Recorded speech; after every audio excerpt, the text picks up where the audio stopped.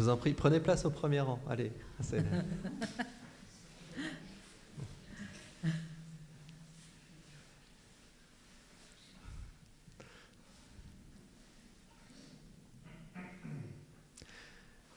Bonsoir, good evening. Welcome to this École des modernités lecture. For this lecture, I'm happy to invite and welcome Eva Forgács, who's next to me. Eva is an art historian. She's adjunct professor of art history at the Art Center College of Design in Pasadena and professor emerita of the László Nagy University in Budapest. Her research focuses primarily on the avant-garde art and design of the interwar period in Russia and Eastern Europe. And I would like to give you the name of the few books that she published. First, she co-edited The Bauhaus Idea and Bauhaus Politics in 1995. She was the author of Between Worlds, a source book of Central European avant-gardes, published by the MIT Press in 2002. Hungarian Art, Confrontation and Revival of the Modern Movement, published in 2016. And more recently, in 2022, Malevich and Interwar Modernism, Russian Art and the International of the Square. Tonight's lecture is devoted to one of these fantastic figures of the modern art in and around Paris, from the Central Europe to the western part in France and Paris. His name is Lajos Kassák. The lecture Eva will be giving tonight is in fact ruler of the Hungarian Avant-Garde, and it will be the occasion to go through the famous trip, legendary trip that Kassák made from Hungary through Germany and Belgium to Paris and back. And then, of course, the numerous collaboration and ways he was involved in the various avant-gardes of his period, starting with the founding of journals in 1919 in Budapest, and of course of the Ma journal that I think any art historian of the period frequently observes and carefully looks at. But he was also involved, as you might know, in Dada and Surrealism as point of contact with those groups from a remote place that was not Paris at the time, because he actually spent very little time in Paris.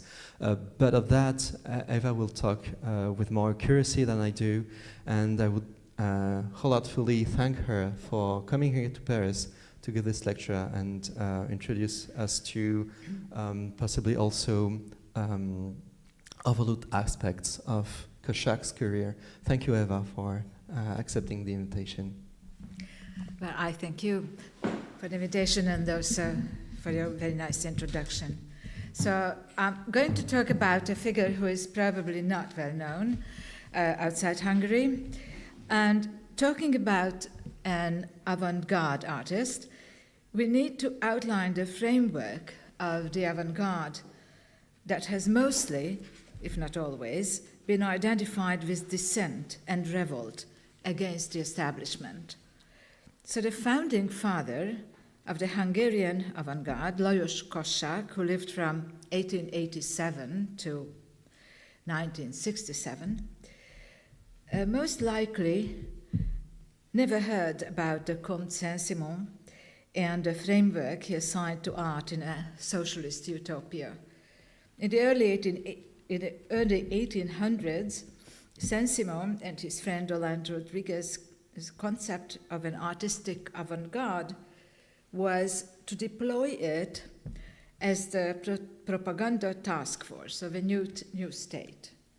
They were aware that the vanguard artists had to be directly instructed by the state to sell the new values to the populace, to keep up spirits because of the time gap between the establishment of the new state and the materialization of its benefits.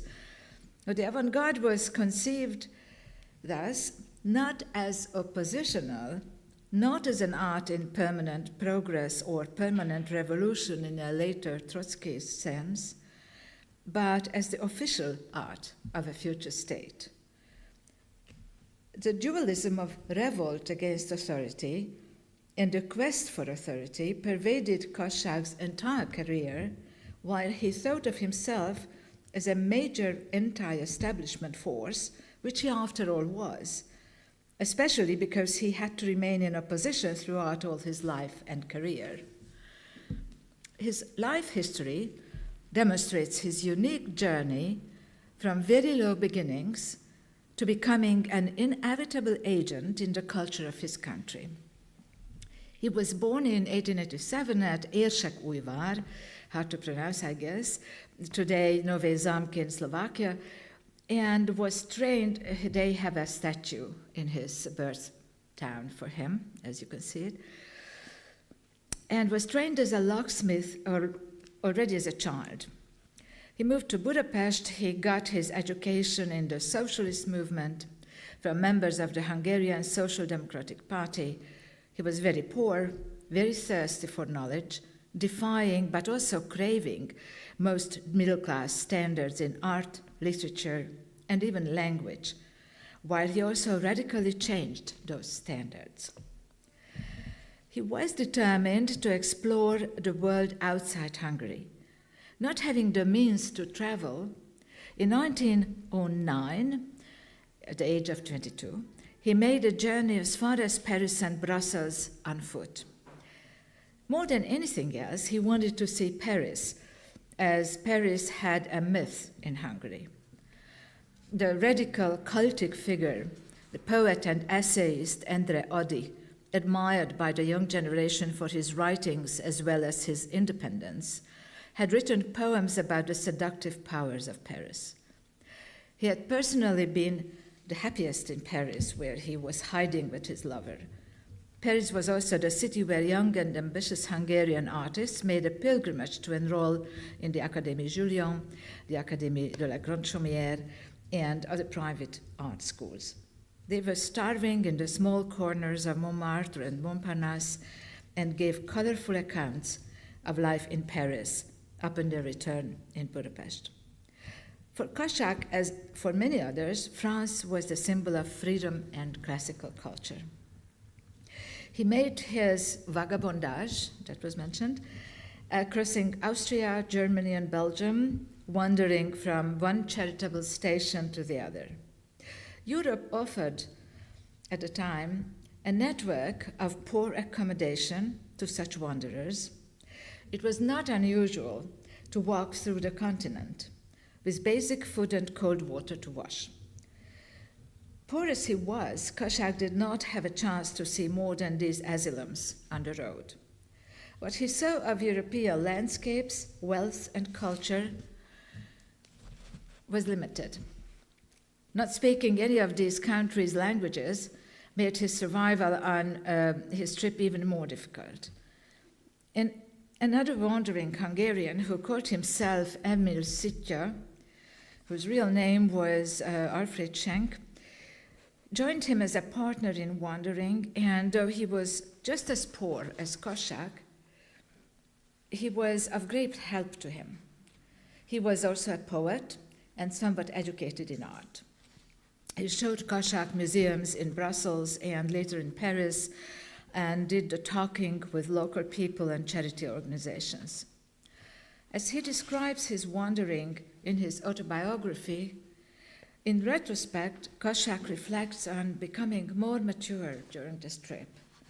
Even if he lacked the languages, he observed people, the system of control in various countries, people's behavior, and their willingness, or lack of that, helping the poor. He was very critical of the art he saw in museums, as in opposition to the anarchism-leaning Szitja, Kassák had simple taste, consistent with his socialist views. Szitja was good in making acquaintances in the Maison du Peuple in Brussels, introducing Kassák, among others, to young Russians who were spying for the Bolshevik party there and actively plotting against the Tsar. Kassák found this romantic and heroic, and hoped to become such a socialist activist one day.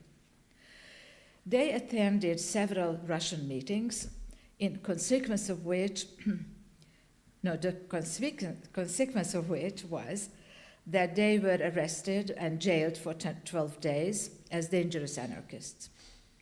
Everything he saw and experienced during this trip made him self-consciously more creative, as he said, often sitting down to write poetry on the road or on a street bench to express himself in the light of his new experiences. He sent his poems along with letters back to Budapest to his companion Joran Simon. Getting finally to Paris disappointed Kassák. Nobody was friendly to them, and they could not even receive cigarettes from anyone, as after the French-German War in the previous century, both tobacco and matches became state monopoly, and all the French people they talked to and begged for a cigarette thought that Sitja and he were German. In Paris, they started out at the Société Hongroise. They spent a night in an asylum. Actually, their word is asylums here. And another one in the Jewish asylum, where once again they met refugees from Russia, most of whom pretended to work as tailors, but were discussing to overthrow the Tsar. And anarchism and political visions that Kassák found wild. After all, Kassák and Sitja managed to get some money from the French Socialist Party, and so they could stay in a hotel, thus having time to visit museums and galleries, as well as find time to write poems that Kassák continued to send back to Hungary, where they were published. In summary, Kassák hardly benefited from his visit to Paris. Under his very difficult circumstances and lack of knowing French, and in retrospect, he acknowledged that he had learned there still more than he thought he had, as the city, its architecture, and the art he had seen in the museums had grown into a new knowledge in him. But after a couple of months, he impatiently left Paris. More than anything, it must have been his discussions with the socialists and anarchists that gave him food for thought and had a long-time influence on his later work as a poet, editor, and artist. It took him years to sort out the various literary platforms in Hungary as he made decisions to publish his poems and choose his friends and future colleagues. His main reference point was and remained socialism, and his intellectual and political home was the Social-Democratic Party. He contributed the party's socialist daily shortly before the Great War broke out, and when he, to a great extent encouraged by Sitja, who we saw, launched his own periodical titled Tête, which means the action, in 1915. That's on the left side. He gave visibility to a group of young authors that had not been represented in Hungarian culture before. He recruited them in literary cafes and in the socialist movement. With his first journal, he established a forum for a new voice and a radically new anti-war stance, so that eventually editors of established journals had sent radical youngsters over to him. In the program that he published in this journal, Tête, he declared there is a new literature which is ecstatic and which was derived from Kassák's background in socialist agitation. Expressionist poetry and his profound faith in his own prophetic mission informed this paper. As it proceeds from the expression of his hopes for quote, an age of a new moral order, to the terrifying reality of the war, World War I, it becomes more and more heated, and the term new literature is elevated far above a merely pragmatic agenda. Otet, as well as his next journal, Ma, also seen here, was modeled upon the Berlin Journal of Franz Pfemfert's die Aktion.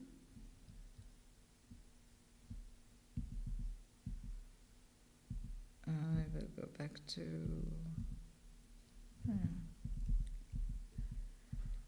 here. Entitled Layout, Tone, and Political Stance. Emil Sitja called Kassák's attention to German expressionism and Pfemfert's journal. Like Die Aktion, Kassák's periodicals were also dedicated to the expression of grief and misery caused by the war and social injustice, voicing strong dissent. And like Pfemfert, he also published an international issue of Otet with the works of artists who were citizens of Hungary's war enemies. Retaliation, however, was harder in Hungary than in Germany, where Pfemfert got away by putting more emphasis on German artists after his journal was banned, but Otet was immediately and finally banned after its international issue in the summer of 1916, whereupon Kassák tactfully launched the new journal, Ma. You can see here. He defined it as a literary and art journal, adding art to the definition, putting the visual arts more into the forefront, as he had experienced that censors were scrutinizing texts more than images. The language of Kassák's poetry and prose and the manifestos he wrote did not even remotely resemble any traditional language of any traditional Hungarian language, nor the vernacular of any existing social group.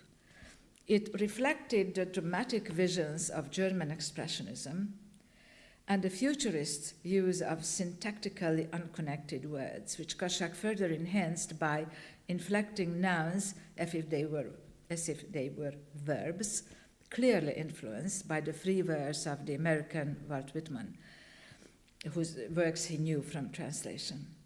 These ingredients were foreign to Hungarian readers, and their combination with socialist contents resonated in the then sophisticated Budapest culture at first as childish, aggressive, and coarsely ignorant. Still, it was such language that connected Kassák to the international community of anti-war socialist groups, and using this connection, he urged international solidarity against war profiteering also in Hungary. During the war years, he expanded his education in Budapest, attending various study circles, the Galilei Circle, a series of talks given by liberal intellectuals in and around 1917-18, then the Free School of Humanistic Studies, organized by mostly the same people, most of whom also met regularly as members of the Sunday Circle. Kassák was seriously working on the image he cut in public.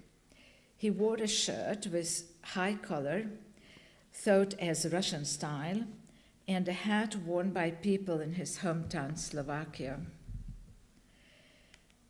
A stubborn, self-made man, he often compared himself to a storm-ridden tree, firmly rooted in the ground, withstanding even the strongest tempest without changing position. He adapted a prophetic manner in that expressionist language that he believed was the spontaneous vehicle of a primordial force common to every human being. He believed that this language constituted a bond with the masses who represented an original, culturally uncorrupted source of future creativity.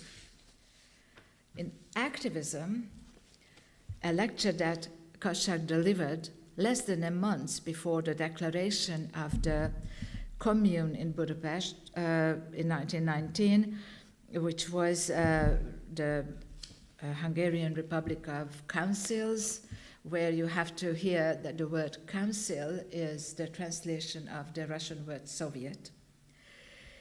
And at the first stage of the development of that he thought was, quote unquote, the collective individual, which was announced as the new species of the future, anticipated by Kassák and his activist group.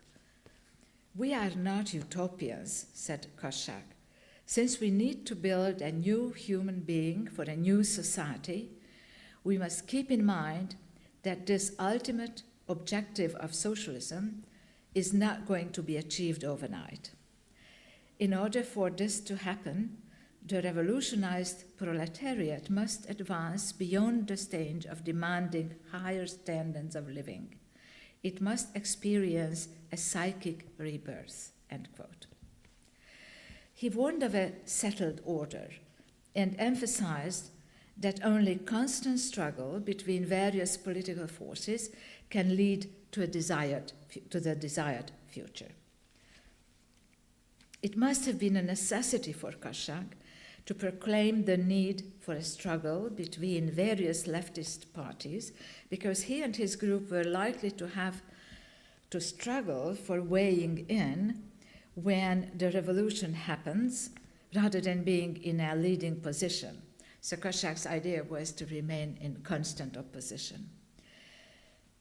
He was not ready to capitulate to any other fraction of socialists or communists.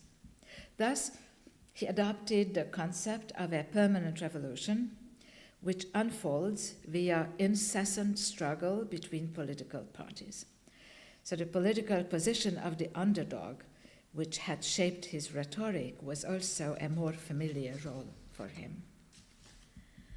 According to his autobiography, Kassák had doubts and reservations about the short-lived Hungarian Commune, which lasted from March 21st to August 1st, 1919, when it was declared.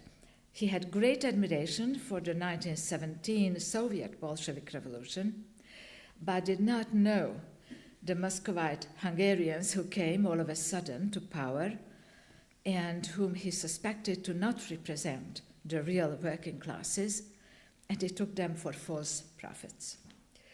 It was also important for him to remain uncompromised and independent from any political power, even communist. So the gap between Kassák's language and his audience foreshadowed one of the lasting features of the Hungarian Avant-Garde, the fact that its unfailing radicalism kept it detached from exactly that mass audience that they always hoped to cultivate, especially the working class. The image of unfailing integrity that Kassák maintained required a policy of never cooperating with any political power in return for support or privileges, and never requesting any such support. During the Commune, Kassák wanted the impossible: unconditional independence, both as an artist and as editor. Accordingly, he relates that when his former contributor and later communist József Révai, assistant editor of the Commune's official daily paper, the Red newspaper, informed him in a phone call that a party decision had been made to turn Ma, the journal Ma, into the official cultural journal of the Commune, he reacted in fury, telling Révai, "You can ban it, you can take it away from me, but I will go on editing it only if you let me do it as before," end quote. Representations of Kassák by his fellow artists from these years and shortly after reflect his self-styled prophetic stance and determination. I guess this prophetic feature of his is captured by one of his fellow artists. Documents reveal that Kassák had in fact lobbied for Ma to be the official journal of the Commune. And he submitted a request for that to the Cultural Commissariat at the end of March 1919, and he presented the merits of the group that he had organized. The monopoly over cultural life to which the group felt entitled was strongly expressed in one of his fellow artists, Béla Witz's article, which has the stunning title, "We Need the Dictatorship," where he declared, "We insist that the art of a communist society be directed by men without a trace of compromise in their art and in their political past. We artists with a social revolutionary worldview profess our belief that the sole means of developing new cultural needs is likewise a dictatorship, an intellectual dictatorship," end quote. So Kassák himself was employed by the Cultural Commissariat of the Commune as the censor of street posters. He conscientiously tended his job until a conflict with one of the leading poster designers, after which he was assigned to be the censor of theater productions. Ma was granted exceptional treatment during the Commune. Indeed, at the time of a serious paper shortage, it became a bi-weekly instead of a monthly, on 36 pages instead of the former 28. And in return for this, however, the Commissariat for the Public Education maintained tight control over its activities. A document orders Kassák to give a written report to the Commissariat because he had published a leaflet addressed to the Commune's leader, a certain Béla Kun, whereas neither he nor the print shop had had the permission to use paper for this purpose. This was a response to Kun, the de facto leader of the Hungarian Commune, who had belittled the work of Kassák's journal, referring to it as, quote, vestiges of bourgeois decadence.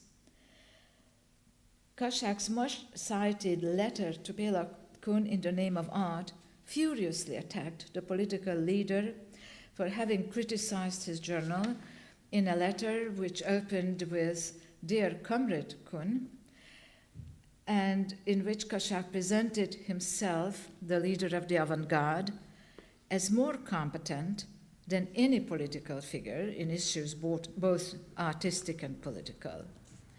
He wrote, I quote, "In case you did not know, dear Comrade Kun, I feel it necessary to tell you that while you were still expending your energies in the struggles of our Russian brothers, we were already agitating in spoken and printed words for communism in Hungary.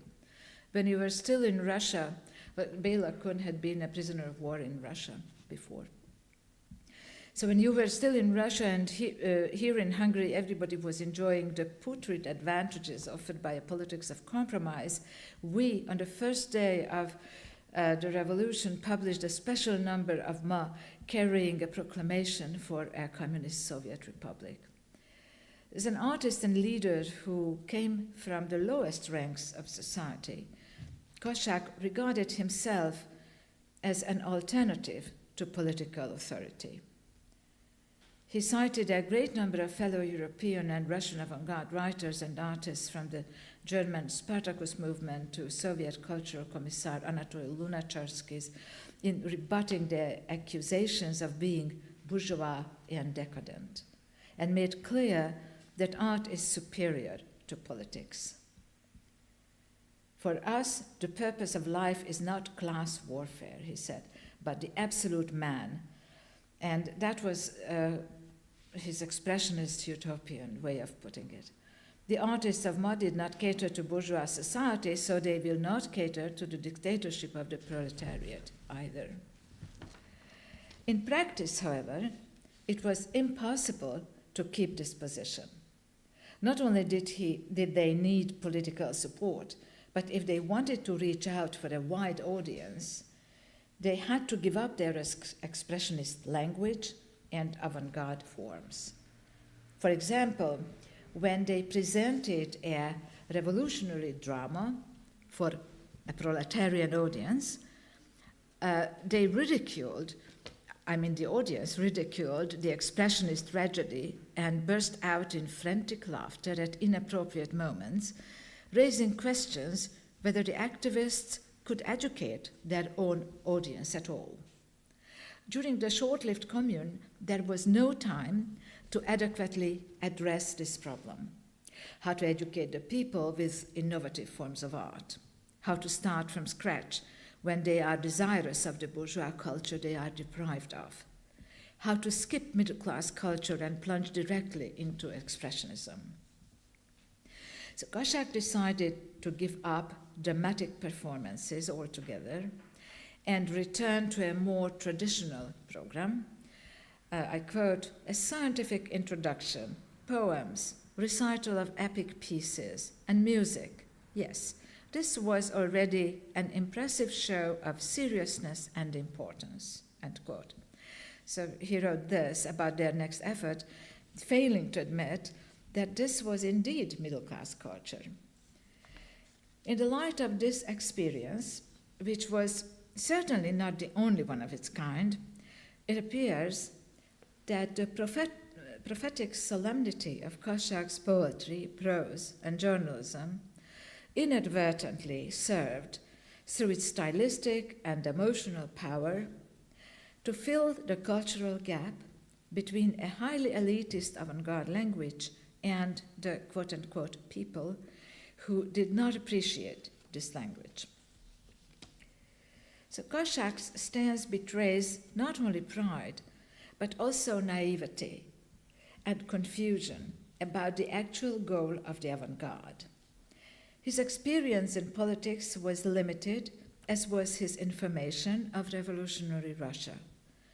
His open and straightforward but educative address to Kun was likely to make his future activities, should the communist state have survived, doomed. The more so because, rejecting the political power's supremacy, he challenged it and claimed superiority to himself, adopting at this point the role of the high priest or the avant-garde artist who can oversee both art and politics. He closed his letter to Béla Kun writing, I quote, "We whose political outlook, or more correctly worldview, is blameless from the point of view of the liberation of the proletariat, we as artists, committed to the fullest measure of our lives, are therefore more qualified to pass critical judgment in matters relating to our profession. We request you to base your comments about art and on objective foundations, because superficial criticism harms not so much us as individuals, but the consummation of the revolution itself," end quote. So what we see from this is that the revolution was not quite consummated, as it were, by either party. It was headed towards an economic disaster, but before that could have hit, it suffered a military defeat. Participants were jailed or fled the country. Kassák was imprisoned, but his partner Jolán Simon mobilized all imaginable contacts to get him out of prison, and he was smuggled from Budapest to Vienna early 1920 on board of a ship on the Danube. Jolán Simon and many of his group followed, and Vienna became their home for the next 6 years. No matter how little he had seen of Europe during his journey on foot, that experience had given him an orientation in the international avant-garde culture.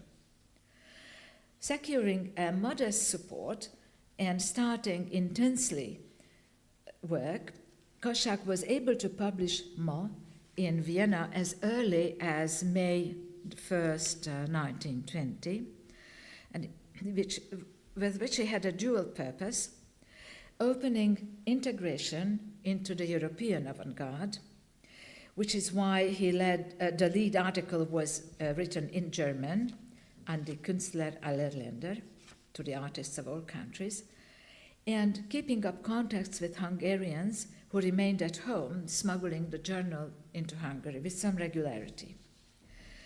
Kassák's concept of the relation between the avant-garde and political power was rather inarticulate while in exile, but it was based on his firm belief that, quote, this Hungarian society needs redemption, not reform, end quote.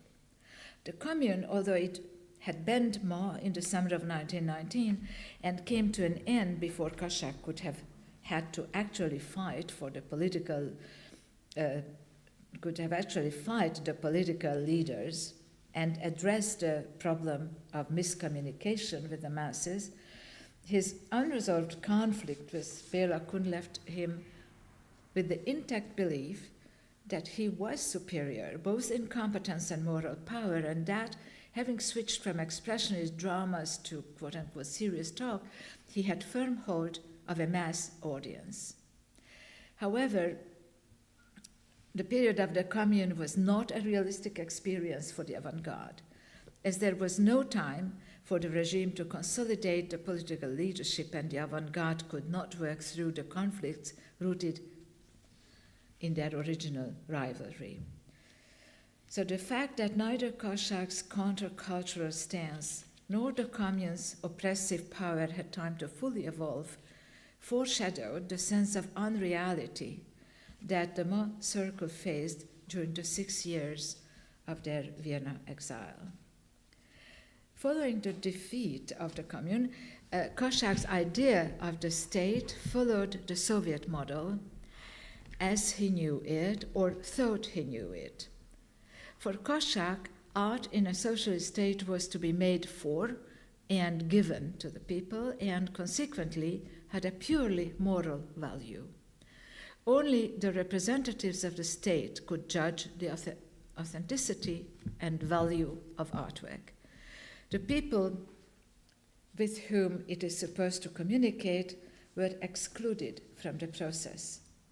Since it was freely given, they could not assess it as buyers or critics. Art is of quote-unquote sacred nature above being exposed to individual comments. This attitude is reflected in the answers of the activists of Hungary, that is Kassák and his group, that they gave to the questionnaire of the Provisional Moscow Office of Creative Artists. So there was such a short-lived organization in 1920. And they sent this questionnaire to May 1920. Direct state control is welcomed, Kassák said, in answering some of the questions. In fact, in the hope of protecting the artist as an individual. And I quote, "We reject the notion of a trade union for artists," he says on behalf of his group, "because we cannot envision collective collaboration for artists who are individuals with widely different specific gravities. Therefore, in lieu of trade union, we propose the establishment of a management agency by the state." Now, it has to be, of course, kept in mind that nothing was known about the Soviet Union outside its borders at the time. So until about 1922-23, nobody had any idea. There were various beliefs and imaginations, but nothing was known. And so in response to this questionnaire, further on, Kassák declared that the social value of the artistic product cannot be measured by any objective parameters, and he closed his response to the whole questionnaire saying, "You feed us so that we can fight against you." So that was Kassák's idea about the relationship of the artist and the socialist state. But after that, and very soon after that, Kassák embraced Dada, the Dada movement, as an anarcho-radical and also as an exiled artist and avant-garde leader, seeking like-minded fellow travelers, Europe and worldwide. So he, we'll get there, yes. Dada expressed his anarchism, disappointment, anger, and general loss of direction. By 1922, however, he had found Dada unsatisfactory as the tenor of his journal for a number of reasons. Dada was frivolous and anti-authoritarian, whereas Kassák was serious and authoritarian, seeking leadership in a socially responsible art of the future. In his precarious exile position, he established himself as an anti-authoritarian authority of the avant-garde. Dada was negative, while a counter-direction to it, constructivism, was positive. Dada ridiculed the culture, while constructivism offered a model to recreate it. Although Kassák never excluded Dada from Ma, in 1922 he moved on to embrace constructivism, and his Vienna circle soon split along the Dada versus constructivism fault line, which happened to coincide, as far as he thought, with the divide between communism and social democracy. I mean, he identified himself with social democracy. This was wrong, of course, as constructivism, fraught with conflicts and sharp debates, originated from Soviet Russia as the art of the construction of the new communist country. So it was to the left of Kassák's views. By 1922, constructivism, or rather its West European version, which later was labeled international constructivism, had become the emerging Ersatzreligion, the substitute religion of the international avant-garde. This was the group of Kassák in Vienna, and you have the names of all of them up there. In 1922, Borta split from Ma and launched his own journal that was titled Hanged Man, in the spirit of the communist Berlin Dada, publishing George Gross's drawings and illustrations. In the following year, he launched a new journal titled Wedge, but was unable to sustain its publication and quit Vienna with his wife to immigrate to the Soviet Union, following Oitz, who you see a second from the left here, who had left for Moscow already in 1921. The shift to constructivism of this group materialized in a series of articles by the art critic and art historian Ernő Kállai, who is not in the picture, who moved to Berlin, as well as Kassák's programmatic manifesto, Picture Architecture, which actually is the constructivist composition on the left is also titled Picture Architecture. His subsequent creation of constructivist paintings and drawings, and his ideological stance. Between 1921 and 1924, international constructivism in the West entailed a rationalist new aesthetics combined with kinetic spatial works and pragmatic design that Kassák turned into a solemn art of quote-unquote redemption. For him, constructivism spelled ultimate purity and balance.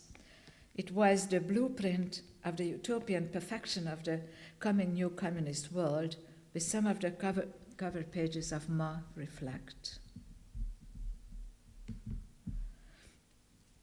Kállai's series of articles published in Ma gradually developed a similar concept of constructivism, which culminated in 1923 when, stepping into the virtual space that is so characteristic of emigration, Kállai defined the idea of constructivism in the spirit of Kassák as, quote-unquote, the art of purest immanence.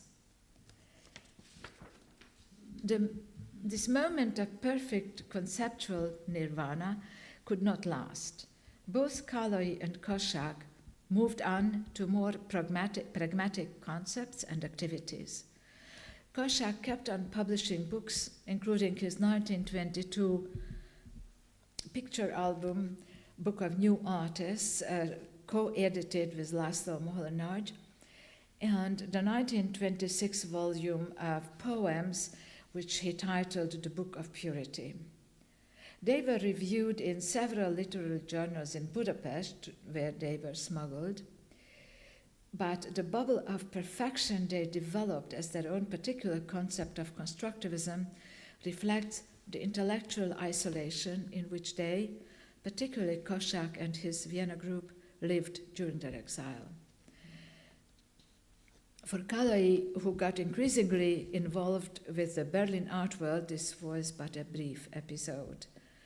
So indeed, the international avant-garde was cut off from the mainstream culture of their respective host countries and was intellectually homeless, a state the positive aspect of which was sensed by many as future-bound internationalism. The Dutch avant-garde artist Theo van Doesburg and the Russian L. Lisitsky, both keeping in contact with Kassák, captured the sense of the vacuum surrounding the entire nomadic international avant-garde when they stated in 1922, I quote, "Today we are standing between two worlds, one of which does not need us, the other of which does not yet exist," end quote. I think I should cut it shorter because I think the time is really passing. So, with all his rigor and passionate social consciousness, Kassák nonetheless produced drawings and paintings that lacked dynamism. So his concept of constructivism was hieratic, very ceremonial, and very purely geometric and static. And he called it picture architecture, which was not exactly his own invention, but originates from a Russian artist, Lyubov Popova. So even though Dadaism that Kassák had embraced for some time rejected bourgeois materialism, and its freedom, montage technique, and inherent anger made it possible for Kassák to express his own pain and disappointment, as it was said before. He actually embraced the constructivism, where he recognized that a certain authority is expressed in the geometric order of these paintings. And that geometric order apparently was more important to him than the expression of anger and disillusionment.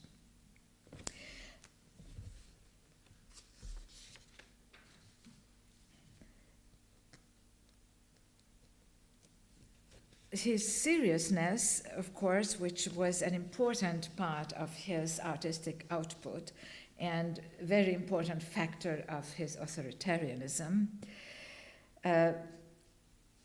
according to the literary theorist Mikhail Bakhtin, who persuasively argues that, is opposed to farce in the rhetoric of power. So the will to control and dominate, Bakhtin says, was inherent in the severity of geometric abstraction, and in the modernism of the 1920s, as in the Age of Enlightenment, architecture and geometry symbolized rational, unquestionable order, and the future avoiding the infinite potential of rational planning. So the constructivism that Kassák created was thus true to his very strict ambitions of dominating the culture, which he certainly didn't give up in his Vienna exile. So on the other hand, Hungarian constructivism, that is represented by Kassák, inhabited an overland, not simply because it rejected the present for a non-existent future, nor because its ambitious location between East and West in what is called in German between Europe, but also because it was created in the equivocal intellectual space of emigration. So this is a very important part of Kassák's career that cannot be overlooked. And I would conclude very briefly telling about his late career when he returned to Hungary and created posters, because he had the concept that poster design is social art, because it talks to everybody who can see the posters in the streets. And he did not consider the fact that it is also kind of a business instrument, advertising various products. And he also was disappointed about the Hungarian relations in 1926 when he returned with an amnesty, and he published a new journal called Documentum, that's a document, which wanted to continue his pre-war avant-garde publications, pre-war and post-war avant-garde publications, but he had to realize that the Hungarian reality and pragmatism instead of social utopias had changed, and so he stopped the publication of this journal and published a new one called Work, this to see munka, that means work, and that was a very formalized and disciplined journal, which, however, included what he called socio-photo. He organized a recital choir, and he was very interested in photography which revealed the actual reality of the impoverished people's lives in Hungary. So that was a long-standing journal, and Kassák had to, of course, terminate this as soon as World War II started. And after World War II, he became active as a socialist, and he started to have contacts with France again, and he had an exhibition in the Denis René Gallery in Paris in 1965. So that was 1960 maybe. 1960, excuse me. So it was the Hungarian-born artist Viktor Vazarely who was instrumental in organizing this exhibition. And at this time, Kassák was sort of recognized in Hungary. The political situation in Hungary starting to be a little bit post-Stalinist and opening up in various directions which were favoring certain avant-garde initiatives. And so Kassák's exhibition in Paris was not an official initiative, nor was it officially actually permitted or even supervised, but it was kind of overlooked. So that was a time when the political situation worked like this, so not creating a scandal, so to say. And then Kassák was also given the highest Hungarian state award in 1965, the occasion for which he, just like, not exactly, was not dressed exactly like this, but I just wanted to show a late photo of him too, but he very famously was not wearing a necktie for the occasion, which was otherwise a mandatory thing if somebody entered the Hungarian parliament. So he showed his kind of dissent also in this way. So I think I would finish at this point. I don't want to be really too long. And I wonder if you have any questions regarding Kassák and the Hungarian Avant-Garde, which was such a controversial story.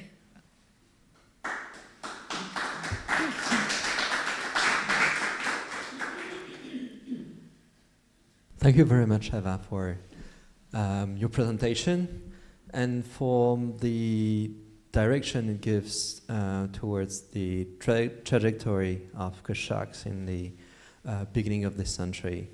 I have to say I have many questions. Before I give the microphone here, I'd like to invite everyone who's following us online, and thank you for doing so, to ask questions through the chat of the stream video. We would be happy to take them here within the room, and I'll ask them aloud to Eva if any questions were to be asked on the chat. I would be very happy to have them. So I don't know, possibly there are questions in the room already, or yes, Arnaud?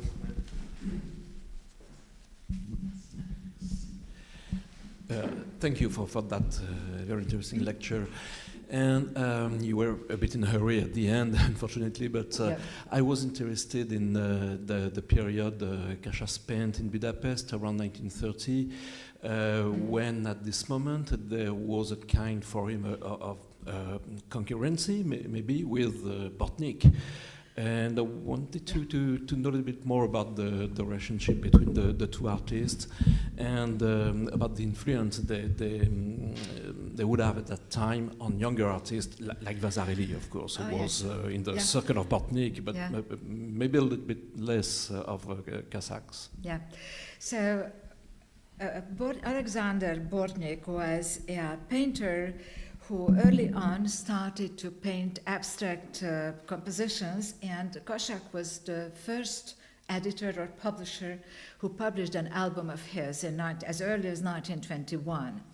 And Bortnik's career then was somewhat diverging from Kassák's. He went to the Bauhaus in Weimar, where he did not enroll. Actually, he was not a student at the Bauhaus, but he attended the anti-Bauhaus course of Theo van Doesburg, this Dutch artist, and he was very interested in also the kind of work that was going on in the Bauhaus, and he was very informed about both the Bauhaus and the anti-Bauhaus course, and then returned to Hungary, where in 1928 he opened his own school of art and design, which he called the workshop, Műhely, and he called it also the Hungarian Bauhaus, and where many young Hungarian artists and designers were studying, including Viktor Vasarely,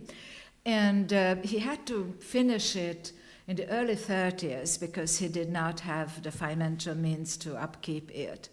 But meanwhile, as you ask about Kassák's activities and his relationship to the younger artists in the 1930s, so Kassák opened this circle Munka, this work, and he had a lot of young artists who joined him, who were, I don't think formally, not everybody was formally a member of this group, but they attended. And Kassák at some point, 31, he rather early 1930, expressed his discontent with those young artists who were abstract painters, because he said that this is not socialist. Nobody understands it, and it doesn't make sense. And although these young artists were left-wing, actually maybe more than he was, they stopped attending. They basically were expelled from the group, which is a kind of a little bit a sensitive topic, because Kassák was certainly adopting the role of being very tolerant, and this is the workshop of freedom, but he did not tolerate abstractions, because he said that was running against the grains of the time, and instead actually he published also a journal, Munka, so it was not only the circle, but there was also a journal. And he opened a sport column in it because he thought that is popular and that young people are interested in sports, so we should accommodate them.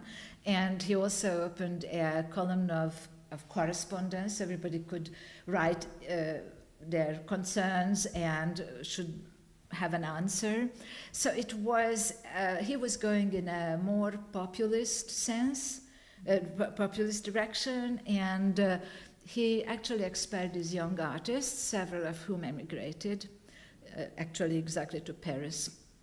Lajos Kassák, for example, because of that. So that was, I think that it's very consistent with the title I gave to this talk, that he was an anti-authoritarian authority, because yeah, he was anti-authoritarian as far as state authority was going, but he created his own realm of authority where he was really ruling. Yeah. Thank you.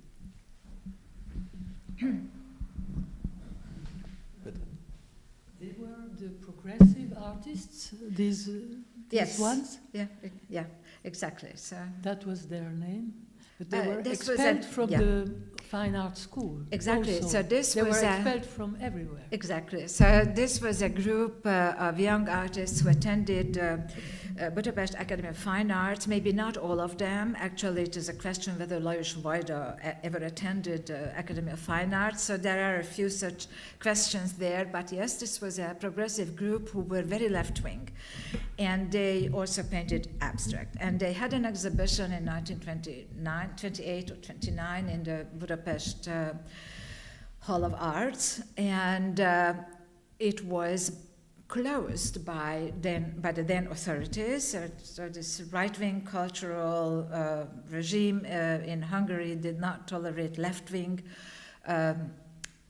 constructivism in Hungary.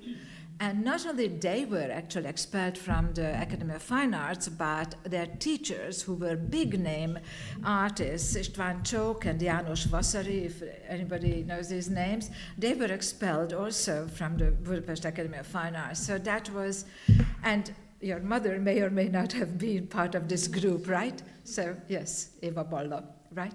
So yes, so that was a rather complex story which reached from Kassák's Munka circle to the Academy of Fine Arts and to the then Ministry of Culture, which was censoring the academy, yes.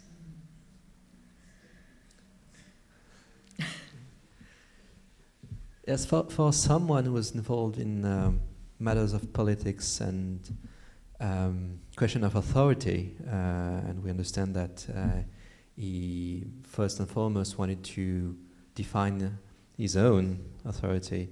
I was curious about his relationship to manifestos and other avant-garde groups. You mentioned Popova and Lisitsky, for instance, but what was his knowledge and relationship to Malevich? I think there might be something here, Yes. maybe crossing Molinacz at some point. So I'd be curious to know first, most specifically on Malevich, how we related to him or not. And also on this question of manifestos, you mentioned him writing manifestos.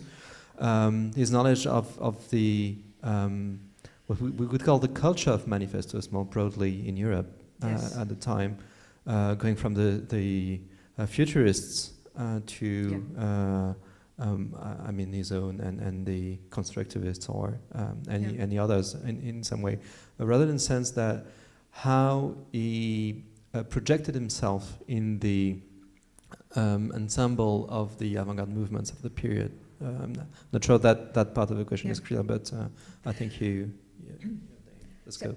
I think the best way to see how he positioned himself in the international avant-garde is is the last page, the back cover of some of the issues of Mo, in which he's advertising like 15 other avant-garde journals. Actually, I'm so terribly sorry that I could not find online a copy of that, because I really wanted to show it.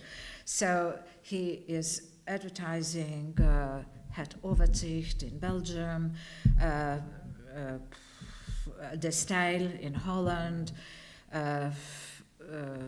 French journals too. What was the French journal of the time?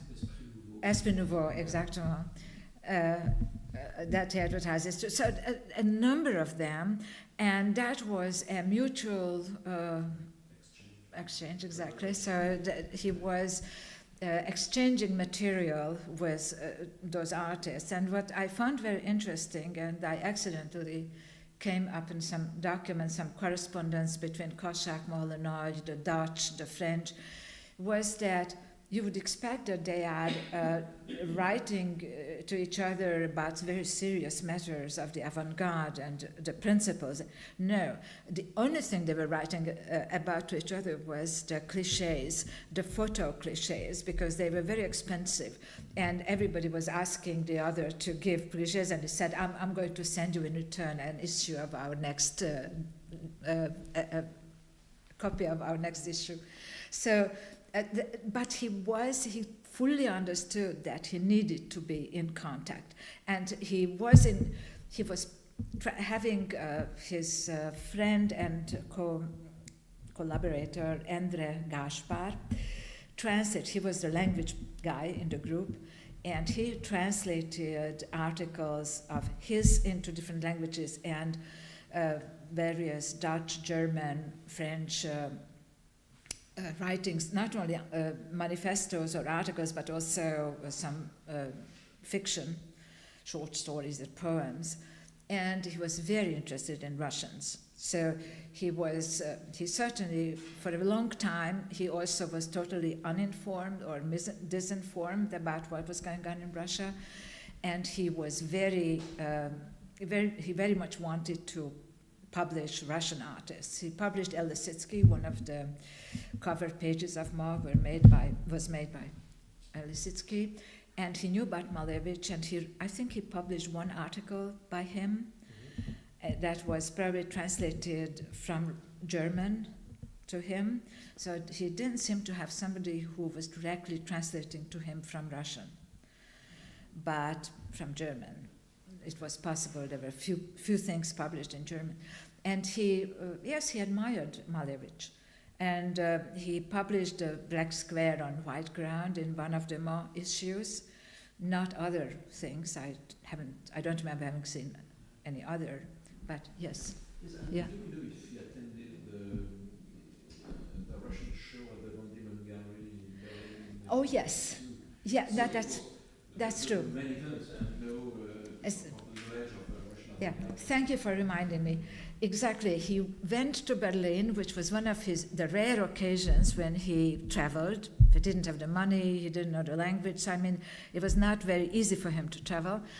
But for this exhibition, the first Russian exhibition, October 22 in Berlin, he went there personally, and he published a review. He also wrote a review about it, which was kind of middle ground, so to say. He was not particularly carried away by it. He was a bit disappointed, and he still didn't want to totally talk it down. So it was kind of a tiptoeing article about it. Yes, something good, something bad. Malevich, yes, the best. That was written in it. Yes, exactly. So yes, thank you for reminding me. Yeah, absolutely. That was one of the, I think, the only opportunity when he saw Russian art was contemporary Russian art in reality. He didn't have any other opportunity to see. Mm-hmm. Yeah. Okay, and this tends to confirm that in 1922 he receives at the same time the Russian constructivists and Dada, that it's leaning towards constructivism at the same time, or is it? Yes, roughly the same time. Yes, he rather soon somehow realized that Dada was not functional for him, so that it was too frivolous and too irregular, and Dada basically, on principle, rejected any kind of power, so that was not what would suit him. So yeah. And 22 is the year when the Dadaists and the constructivists start to merge. Yes, and to meet together in Weimar. Oh, yes. Yes. It was probably one of the peak years of constructivism and this international faith in a kind of international future. Yeah, I would say starting 23, it was going very much down. Yes. Yes. Are there other questions, maybe here or online? I don't know. No. So maybe just last one, if I may. I was curious about his intellectual and philosophical background, Yes. and what he carried as he grew up. Also, what were his reading, in what languages, and what's the core of his political thinking? Because it seems that this more than anything else defines his aesthetic in a way. Was it like the Saint-Simon writing? I don't know. What's his core philosophical background? Yeah, very difficult because, as I said, he was coming of very low-ranking family, workers' family. He was a proletarian, you can really say that. And so he had very little schooling, I think just kind of basic. And he was a working-class person, so he was a locksmith. But he joined the Socialist Party. First of all, he was curious. He really wanted to be educated. And so politically, he was close to Socialist Party, which wanted social equality, was fighting for causes that he identified with. And he listened a lot. So there was a scholar, a sociologist, Ervin Szabó, who was who he admired, and he talked to and learned a lot from him. This was a highly educated person. And he attended those circles, as I said. In 1917-18, there was a very high-level Hungarian intelligentsia in sociology, economy, humanities that organized this Galilei circles, the Free Society of Sciences, and also the Sunday Circle. And they were constantly discussing various things. They were reading and discussing the readings. And Kassák was also educating himself in this way, so he was certainly reading various things that he heard about in these meetings. And so he became much more educated during these years. However, in certain ways, as I said, he has a simple taste in arts, so somewhere he was still a simple person. But he educated himself, and he really wanted to get knowledge, and he was very curious. And the reason why he was walking to Paris when he was very young was that he really wanted to see the world outside Hungary. And if he couldn't see it in any other way, he started to walk.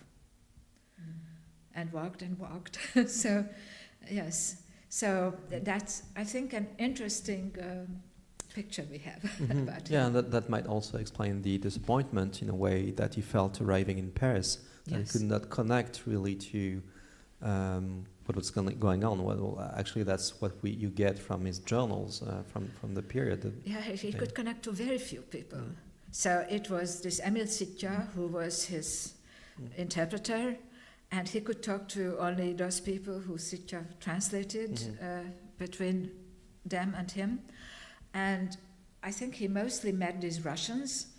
That at least what he writes is that he was very impressed by the Russians, who were very active and had various projects, and they pretended to do some very lowly work, but meanwhile in the evening they were drinking tea, smoking, and discussing how to overthrow the Tsar. So he liked that, but at some point I think he gave up. He saw that there was not much he could learn in Paris. So he went to museums, he saw the city, and he found it very interesting, but he didn't have the means to somehow connect. And I think that was probably frustrating, which he doesn't describe in that word, but that's what I gather, having read what he says about this trip. Yeah. Okay, thank you very much, Eva, for the generosity of your answers. And thank you for your lecture again. Before we leave, I'd like just to give the next dates of the École des Modernités meeting.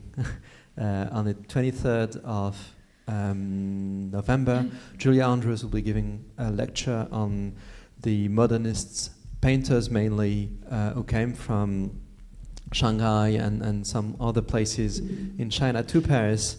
So that's on the 23rd of November here at the Giacometti Institute. Thank you for following us here online, and see you soon at the École des Modernités. Thank you again, Eva. Thank you for your attention.